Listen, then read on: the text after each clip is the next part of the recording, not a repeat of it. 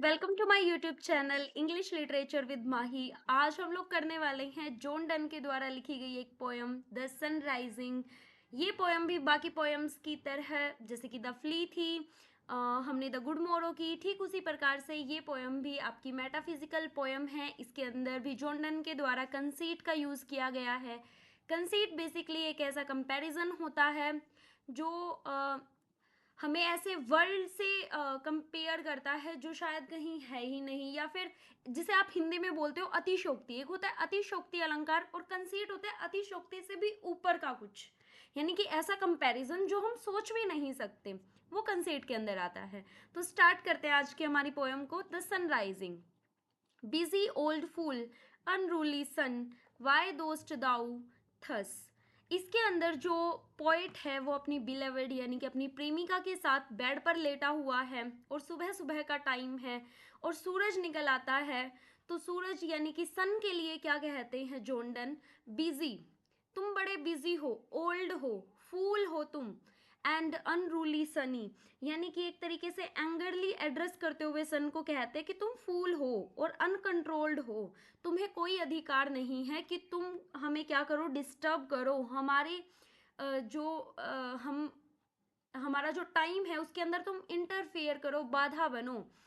Y dost thus through windows and through curtains call on us. वो complain करता है सन से कि तुम ऐसा क्यों करते हो, तुम क्यों हमें डिस्टर्ब करते हो, क्यों तुम विंडोज से और कर्टेन से हमें बुलाते हो, क्यों हमें झांकते हो। जैसे कि सुबह सुबह जब होती है तो सूरज की किरणें आती हैं खिड़की से और उन कर्टेन से भी झलक झलक के उसकी किरणें आती हैं सन की। तो जोंडन यहाँ पे कहते हैं तुम कितने बिजी हो, ओल्ड हो, फूल हो, अनरूली हो। यहाँ पे सन के लिए ये सारा पर्सोनिफिकेशन का यूज किया गया है बेसिकली, और ये रिटोरिकल क्वेश्चन है। तो यहाँ पे जो जॉन डन है वो कहते हैं कि विंडो से, कर्टेन से जो तुम हमें बुला रहे हो, यानी कि जो तुम अपनी किरणें लेकर आ रहे हो और उन किरणों से हमें डिस्टर्ब कर रहे हो, हमें इंटरफेयर कर रहे हो। Must to the emotions lovers season run.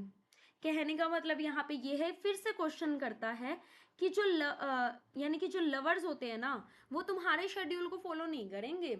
Must the emotions यानी कि जिस तरीके से तुम मोशन करते हो ना, कभी तुम ईस्ट से निकले हो, फिर तुम साउथ की डायरेक्शन में जाओगे, फिर तुम वेस्ट में जाके छिप जाओगे। तो जो लवर्स होते हैं ना, वो तुम्हारे तरीके से काम नहीं करेंगे। एक तरीके से जो जोंडन है वो लवर है और उनके साथ उनकी बिलवर्ड उनकी बेड के ऊपर लेटे हुए हैं दोनों, और वो एड्रेस करते हुए कहता है कि जिस तरीके से तुम उगे हो और तुम ये चाहते हो ना कि अब हम उठ जाएं, तो ऐसा कुछ नहीं होने वाला। जो लवर्स हैं वो तुम्हारे हिसाब से नहीं चलेंगे, तुम्हारे सीजन के हिसाब से नहीं चलेंगे, और ना ही वो तुम्हारे ऊपर डिपेंड होंगे। Love shouldn't depend on time. Love कभी भी टाइम के ऊपर डिपेंड नहीं करता है। सोसी, पेडेंटिक, रेच, गो चाइल्ड। सोसी का मतलब होता है ढीठ, तुम इतने ढीठ हो। पेडेंटिक हो यानी कि एक ऐसा टीचर जिसे कोई लाइक नहीं करता। रेच का मतलब होता है हेटफुल, जिसे हम हेट करते हैं, यानी कि तुम एक ऐसे ढीठ सिखाने वाले हो जिसे कोई पसंद नहीं करता। गो चाइल्ड, जाओ और उनको डांटो। Late schoolboys and sour prentice. तुम जाओ और उनको डांटो जो लेट स्कूल बॉयज हैं, यानी कि जो स्कूल में लेट जाते हैं, जो टाइम से नहीं उठते हैं और स्कूल में लेट जाते हैं, तुम उनको जाकर उठाओ, हमें मत उठाओ। सावरे अप्रेंटिसेस, यहाँ पे अप्रेंटिस की बात करी गई है, यानी कि जो इनएक्सपीरियंस्ड वर्कर्स होते हैं, जो अपने ट्रेनिंग के टाइम पे जब वो स्किल सीखते हैं, जाओ वो इनएक्सपीरियंस्ड है, उनको काम की आदत नहीं है, तो तुम उनको जाकर उठाओ, हमें मत उठाओ, हमें मत परेशान करो। एक तरीके से सन की इंसल्ट करते हुए कहते हैं कि हमें बोदर मत करो। अगर तुमने बोदर करना है तो स्कूल बॉयज को बोदर करो, जो न्यू वर्कर्स हैं उनको बोदर करो, लवर्स को बोदर मत करो। Go tell court huntsmen and that the king will ride. जाओ और कोर्ट के जो यानी कि दरबार के जो हंट्समैन है, यानी कि जो शिकार करने वाले जो मैन है, जो राजा के साथ जाते हैं, जो राजा के साथ जाएंगे, राजा शिकार के लिए जाएगा तो जो हंट्समैन उनके साथ जाएंगे, तो तुम उनको जाकर उठाओ। कोल कंट्री आन to harvest offices. Country basically होता है देहाती। देहाती आंट्स का मतलब है यहाँ पे वो worker. To harvest offices, harvest का मतलब जो काटने वाले होते हैं। हार्वेस्टिंग एक तरीके से फार्मर से रिलेटेड किया गया है, यानी कि जो फार्मर हैं, वर्कर्स हैं, तुम उनको, जो देहाती वर्कर्स हैं जो काम करने के लिए खेतों में जाते हैं, यहाँ पे हार्वेस्ट ऑफिसेस का मतलब है जो उनके खेत हैं, जो उनकी खेती वाली जमीन है, वहां पर जाओ और अपने जो ये कंट्री आंट्स हैं यानी कि जो फार्मर्स हैं उनको जाकर उठाओ। Love all alike, no season knows nor clime, यानी कि जो प्यार है ना, all alike no season knows, प्यार किसी सीजन को नहीं जानता, किसी टाइम को नहीं जानता, नॉर क्लाइम, ना ही किसी क्लाइमेट को जानता है, ना ही किसी वातावरण को जानता है प्यार, ना ही प्यार किसी सीजन को जानता है। चाहे सीजन कैसा भी हो, टाइम कैसा भी हो, क्लाइमेट कैसा भी हो, प्यार हमेशा सेम रहेगा, हर एक कंडीशन के अंदर सेम रहेगा। Nor hours, days, months which are rags of time, rags of time का मतलब है यहाँ पे जो पीसेस किए गए हैं टाइम के, कि घंटों के अंदर, डेज के अंदर, मंथ्स के अंदर, तो तुम इस तरीके से लव को डिवाइड नहीं कर सकते हो। लव इस तरीके से काम करता ही नहीं है। लव तो हमेशा के लिए सेम ही रहता है, ना ही उसे किसी सीजन की ज़रूरत है, ना ही क्लाइमेट की ज़रूरत है, ना ही घंटों की, दिनों की और महीनों की ज़रूरत है। कहने का मतलब पीस ऑफ टाइम की तो ज़रूरत ही नहीं है। प्यार तो जैसा रहता है वो हर समय सेम ही रहेगा। प्यार का तो कोई एक प्रॉपर समय नहीं होता, प्यार सुबह भी हो सकता है, शाम भी हो सकता है, यानी कि प्यार करने का कोई प्रॉपर टाइम नहीं होता। नेक्स्ट जो आपका पैराग्राफ आता है, दाई बीम्स सो रेवेंडर्ड एंड स्ट्रोंग, यहाँ पे एक्नोलेज करते हुए कहता है सन पावरफुल है, बिल्कुल पावरफुल। रेवेंडर का मतलब है तुम रिस्पेक्टफुल हो, स्ट्रोंग हो, पावरफुल हो, यानी कि जो तुम्हारी रेज है ना वो बहुत ज्यादा यहाँ पे स्टायर कर रहा है सन के लिए। तुम ये मानते हो कि तुम्हारी जो चमक है, तुम इतने रिस्पेक्टफुल हो और इतने पावरफुल हो। Why shouldst thou think I could eclipse and could them with a wink, but that I would not lose her sight so long। यहाँ पे जो पोएट है वो ये कहता है, स्टायर करते हुए कहता है कि तुम ऐसा सोचते हो कि तुम बहुत ज़्यादा स्ट्रोंग हो, बहुत ज़्यादा पावरफुल हो, बहुत ज़्यादा रिस्पेक्टफुल हो। आई कुड एक्लिप्स, मैं तुम्हारे ऊपर ग्रहण लगा सकता हूँ। यहाँ पे हाइपरबली का यूज़ किया गया है। मैंने आपको बताया कि कंसीट का यूज़ हुआ है, आप इसे कंसीट के रूप में भी ले सकते हैं, क्योंकि हाइपरबली से ऊपर की जो स्टेज है कंपैरिजन की, वो आपकी कंसीट के अंदर आएगी। आई कुड एक्लिप्स, मैं तुम्हारे ऊपर ग्रहण लगा सकता हूँ। अब आप खुद नॉर्मल तरीके से सोच के देखिए, क्या कोई ऐसा बंदा है जो सूरज के ऊपर ग्रहण लगा सकता है? It's impossible. यानी कि कंसीट एक ऐसी चीज़ है, ऐसा कंपैरिजन है जो बिल्कुल इम्पॉसिबल होता है। And cloud them with a wink, और पलक झपकाते ही, एक पलक झपकाते ही मैं अंधेरा कर सकता हूँ, बादलों को लाकर अंधेरा कर सकता हूँ, पलक झपकाते ही ये काम मैं कर सकता हूँ। But that I wouldn't lose her sight so long, लेकिन मैं ये पलक झपकाने वाला काम भी नहीं करूँगा, क्योंकि मैं अपनी बिलव्ड को एक सेकंड के लिए भी, यानी कि पलक झपकाने तक के टाइम के लिए भी उसको नहीं चाहता, उसको देखते हुए रहना चाहता हूँ। मतलब पलक झपकाने वाला टाइम भी सो लॉन्ग, बहुत ज़्यादा लॉन्ग है, मैं उतना टाइम भी बर्बाद नहीं कर सकता इस खाली उसमें तुम्हारे ऊपर। मैं अपनी बिलवेड की साइट को नहीं खो सकता, यानी कि पलक झपकाने का जो टाइम होता है, मैं उस टाइम को भी गंवाना नहीं चाहता अपनी बिलवेड को देखे बिना। If her eyes have not blinded thine, look and tomorrow late tell me। If her eyes, यदि उसकी जो आंखें हैं, have not blinded thine, यदि तुम उसकी आंखों में, मतलब उसकी आंखों को देखोगे ना तो तुम अंधे हो जाओगे। सूरज को कह रहा है कि यदि तुम मेरी बिलवड, यानी कि मेरी प्रेमिका की आंखों में देखोगे ना, तो मेरी प्रेमिका की आंखों में इतनी ज़्यादा चमक है कि तुम अंधे हो जाओगे। तो देखो आप कितना, मतलब कंसीट का यूज़ किया गया है, हाइपरबली का यूज़ किया गया है। Look and tomorrow late tell me, चलो तुम एक काम करो, तुम देख कर आओ और कल आकर मुझे बताना। Whether both the Indias of spice and mine, तुम जाओ और देख कर आओ कहाँ पर, इंडिया के स्पाइस के अंदर, यानी कि जो वर्ल्ड की रिचनेस है, स्पाइसेस का मतलब यहाँ पे है जो एक तरीके से इंडिया के जो गहने हैं या इंडिया के जो नगीने हैं, जो डायमंड है, वो बहुत ज़्यादा फेमस है। तो तुम जाओ और इंडिया के स्पाइस एंड ये क्या कहते हैं, माइन। माइन का मतलब है यहाँ पे स्पीसीज यानी कि मसाले और गोल्ड, उनको जाकर तुम देख कर आओ कि वर्ल्ड के अंदर वो कितने रिच हैं। बी वेयर दाउस्ट लेफ्टस्ट दम और लाई हियर विद मी, और स्टिल एल्सवेयर, और तुम आकर मुझे बताना, मेरे साथ आना और मेरी लवर को देखना। यानी कि पहले तुम ना उन हीरे जवाहरात को देखाओ और फिर आकर मुझे बताना, और फिर मैं तुम्हें किसके बारे में, अपनी बिलेवेड के बारे में बताऊंगा।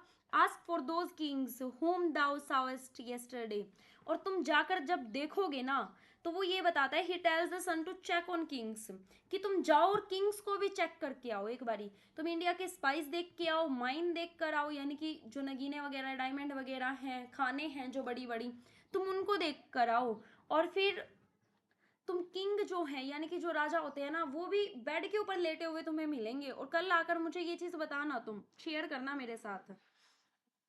And thou shalt hear all here in one bed live, और वो क्लेम करता है कि जितने भी किंग हैं और रिचेज हैं वो प्रेजेंट हैं अपनी बेड के ऊपर, सिंबलाइज करते हैं लव को, कि प्यार क्या है, हर जगह है। वन बेडली यानी कि तुम्हें वो किंग, यानी कि वो जो प्यार जो तुम्हें मिलेगा ना, वो हर एक के बेड के ऊपर मिलेगा।